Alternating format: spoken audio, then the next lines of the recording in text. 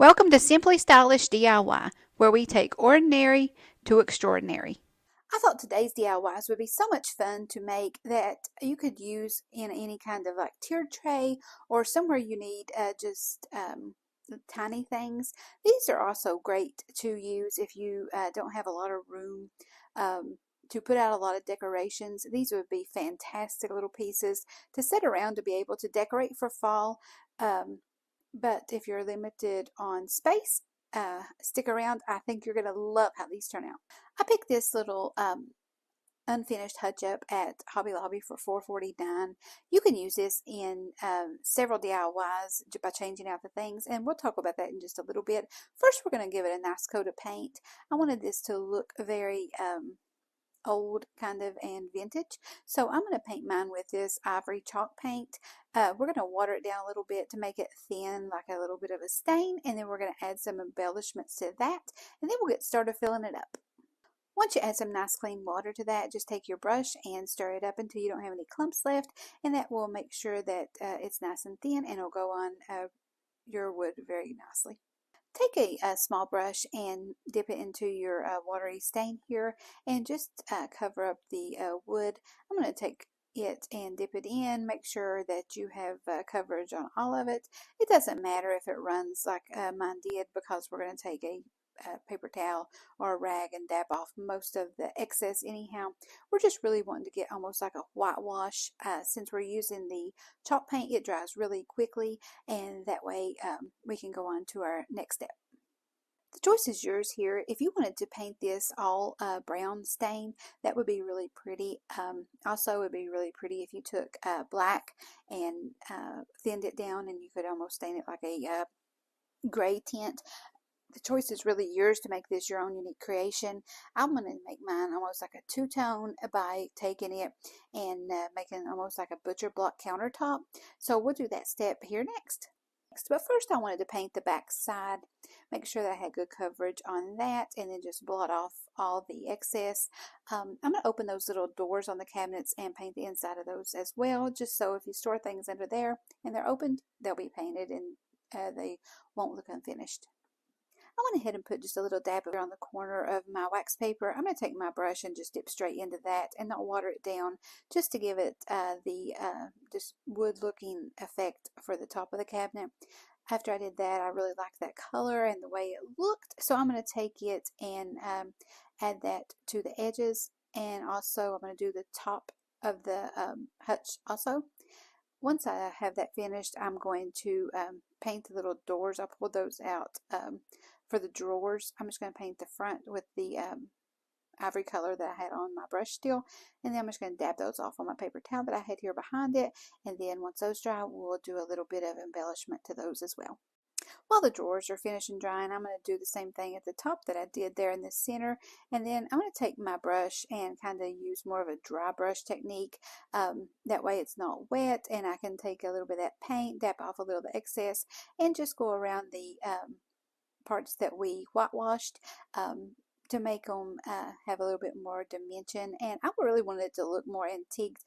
I picked up this little pack of pots and pans at Hobby Lobby. I wanted to open these up and match up the little lids. I thought they'd be cute to stick here underneath the cabinet. That way if you wanted to kind of leave the little doors ajar, you could, and you could see those underneath it. I also wanted to maybe put a couple on the shelves at the end. Only one fit up here at the top, but you can switch those in and out and have a different look for each season. I picked this little setup too at Hobby Lobby. The rest of the stuff I'm going to use I just had here at home, but I thought this would be really cute to add to the kitchen collection. It's a little bowl with an egg and a little whisk and a cookbook. I thought this would be adorable to set out. I wanted this little display to look like late summer, early fall, putting up preserves and jams and that kind of thing. We're going to add some fall elements to this as well here in just a minute. I thought these were adorable little pieces of silverware to put in the drawers. They didn't fit exactly straight, but I thought they would be so cute when you pull them out if those were in there. If you wanted to glue those in, if you wanted them more permanent, that would be cute, and then you could kind of leave those doors ajar. But the choice is yours if you just want to leave them loose. When my daughter and I were going through her dollhouse furniture, we found this little book that my mom had written on the front Sears catalog. I thought this would be cute to add to the hutch. So we're going to put that with the little cookbook, and I thought that would be just a cute little display to stick here. And next, some of the other things that I found was this little box of corn cereal. I thought that looked adorable to stick here on the shelves. I'm going to stick the spoons in the top and then the forks in the bottom drawer. If you didn't want to have this as a permanent thing, you could also use glue dots and hold the stuff down with those and then switch it out for the seasons. I found these little muffin tins or cupcake pans I thought would be cute. I'm going to stick a spoon here with those. Just making a little display as I go. I found some plates I'm going to stick on the shelf. You can find all this stuff at Hobby Lobby or Michael's. I love to go when they mark it on clearance, and then you can get a lot of pieces for a really good price. I actually ordered some things today from Michael's to do one of these for Halloween, and they've got those marked down now 50% for their miniatures. I was going to stick these little potatoes in a bowl, but the bowl, wouldn't fit on this shelf. But I thought it'd be cute just to stick them here in the corner, just to add some texture to the shelves. I found these little pumpkins with her dollhouse stuff. I thought they would be so cute to stick here for the fall. I bought this little jelly jar holder with the little jars at Hobby Lobby. I thought that would be cute here to stick on the top, and then had this little Coca-Cola tray. I'm going to pull out a couple of little bottles and stick here on the shelf. Just whatever fits. You can use things that you have in your house, just put on the shelves, and to make this for each season. Next, I'm going to use a little owl that I have in my bead stash. This is actually to make earrings or bracelets, but I thought how cute this would be for fall, just to stick it here with a pumpkin. When we were looking through all the little dollhouse things, I had this little bag of sugar and flour, also these little boots and hat. I thought this would be really cute to set out with these little jars of milk. I'm going to stick one of these beside the cornflake cereal just to round out everything on the shelf. Okay, here's our finished product on this one. I just love how this turned out. I thought it would be so cute to do this video, just showing how you can take things around your house and add to these little hutches and make your own unique creation. It's a lot of fun to make them for each season. I'm really looking forward to doing one for Halloween and also Christmas. The possibilities are unlimited, what you can add to them to make them your own. Stick around for DIY number 2, and I'll show you what you can sit beside this that's even more adorable. For our next DIY, we're going to take these 3 little mini canvases. I picked these up at Walmart. I think they were about 97 cents a piece. One of them is a magnet on the back, so you can just hang that on a refrigerator. The other 2 were just open backed. These will be adorable. I think you're going to love how they turn out in the end. Just bear with me, because what they look like at the beginning is definitely not what we're going to end up with. I just bought these napkins at Joann's, so we're going to take out one. And the reason I like these also is not only that they're 2-ply, so they're easier to use, but also each side of the napkin has the design. So when you open them up, you actually have 4 unique crafts that you can use for each one. I'm going to lay this here. I want to use pumpkin spice and everything nice first, and then for the next canvas we're going to use the little pumpkin at the bottom. So I want to cut that out, making sure that I leave enough room at the top to put on the first little canvas, and I'm going to take that first square and fold up the other ones, because I have 3 more left to do another craft with next. We're going to take it and line it up with the canvas first. I didn't want to cut that little squirrel there because I wanted to use it for the next one. So I'm going to pull it down, making sure that I have enough at the top just so I can have the wording and that pretty backing. Once you have it measured out the way you want to, you could take a pencil here and trace it out, turn it upside down and do that. I'm just going to take my fingernails and press it down on the edge of the canvas to make an indentation, and then just cut on those lines straight across. It doesn't really matter if you keep it straight here or if you have jagged edges, because we're going to use some distressor around that, so any kind of edging that you have is perfectly fine for this. Once I have that cut out nice, I want to make sure that I use each of the P's, but I don't cut off any of the words. I'm going to take my fingernails and push that down on the edging again and just cut across those lines. These napkins are very easy to work with, and you can Mod Podge them down on the sides of the canvas too and wrap it around to the back.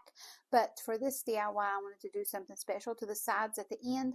So we're going to take this, and since they're 2-ply, separate the two pieces and just go ahead and stick that on top and push it over so we can do the other ones, and then we can Mod Podge them all together. Just so I don't waste that pretty pumpkin on the bottom underneath the words, I'm going to use that with a little squirrel here on top.